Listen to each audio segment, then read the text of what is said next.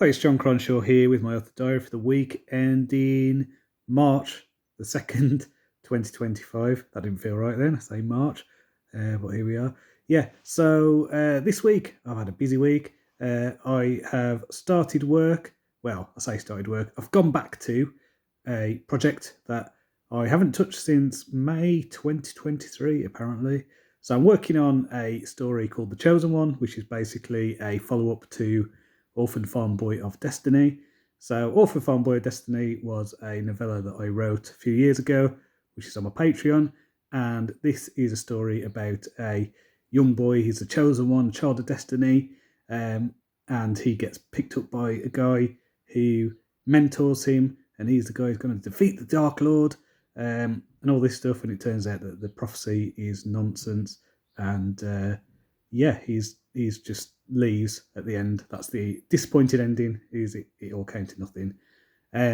This is set 20 years after that, so it basically starts. The guy's 40. He's got a wife and kid. He's a farmer, and now it looks like the Dark Lord has finally arrived.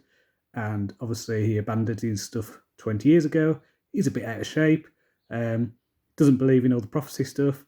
So it's basically a deconstruction of heroic fantasy while at the same time being heroic fantasy. So it's a lot of fun to write. And I started it, as I say, back in May 2023. I'm 25,000 words into my redraft, so that is going really well. Now, this week, in terms of word count, has been really good. This month has actually, and I'm recording this on the Friday morning, and I'm tempted just to do a little bit more work because I've been averaging 5,000 words a day on a weekday, which means I think this will be the first time in a while where I've gone over 100,000 words in a month, which is crazy. I'm currently at 99,897 words, so I'm just going to do another chapter just so I can get over that thing today. So that is what I've been working on. I've also been working on Hunters, so I've done another chapter of that. So this is my wacky space western side project thing. Really enjoying that story, having a lot of fun with it. Both these stories are a lot of fun. I think this Chosen One thing will be a standalone. I can't see it going, into trilogy kind of levels. Don't know. There's a potential that I could do it as novellas, but I think I'm just going to do it Patreon first, as ever, and then go as a standalone novel. We'll see how that goes. I may even try shopping it around to corporate publishers, just as a way to kind of utilize their marketing or profile raising stuff in order to sell more indie books. That's why, the only reason why I would ever go with a corporate publisher. But it's whether they'll be interested in a wacky deconstructed fantasy, which I don't know who would want to read it, but we'll see.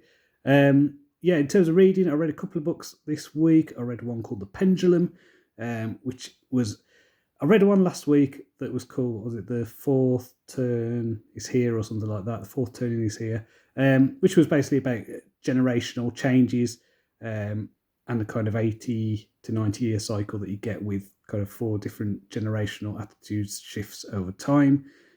This one was a similar kind of thing, following the same idea, but this was kind of more focused on marketing. So it was just about the idea that you get swings, the sort of generational swings between generations that favour me and generations that favour we, is the way they framed it. And it was kind of similar in a way to the way that the fourth turning stuff worked. I'll admit some of it was a bit confusing. Some of it, I don't know, it kind of got lost in the weeds a bit with its own trying to prove a point.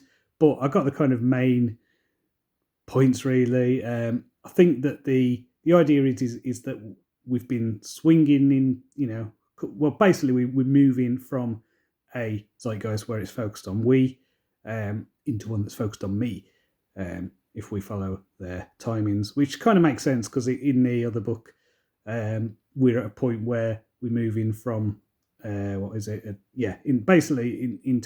another zeitgeist shift.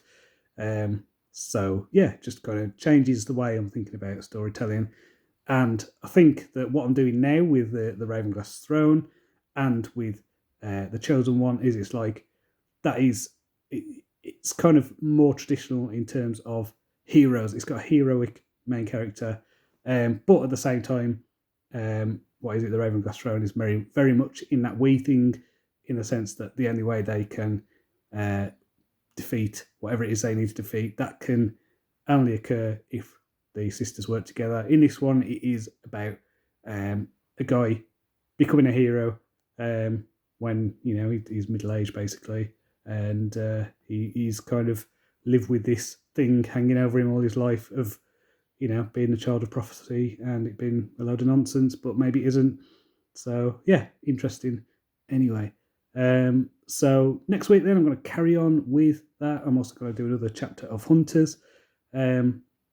Yeah, I don't know. I mean, I'm what did I say, 25,000 words or so into this, the Chosen One. There's a good possibility that I'll get a decent draft of this done within the next few weeks.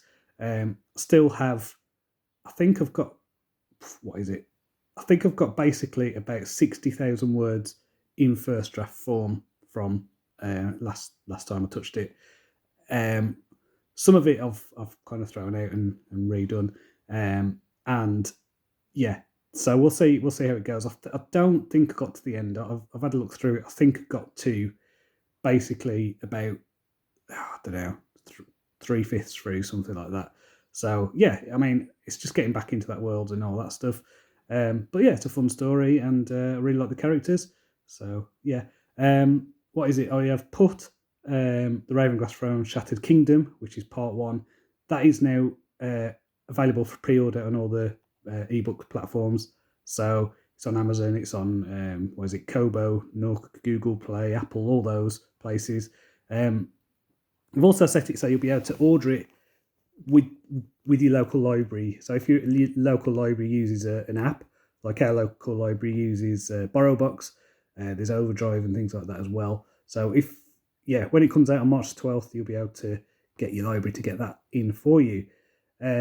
So I'm basically releasing this. I've done the audio book for the first book. So the Shattered Kingdom audio, it is on my Patreon now, and I've put it up for free. So if you want to listen to that now, you can.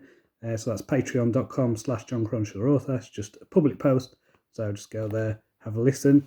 And then obviously I'm going to be doing an audio book for every novella in this series. And I'll also be putting it up on the YouTube.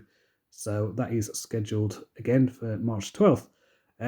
So because, I am using the text-to-speech stuff, and because it is, what do you call it? It's, they're kind of shorter audiobooks. It's unlikely that in the current format that they're in, that they'll go on places like Audible or whatever.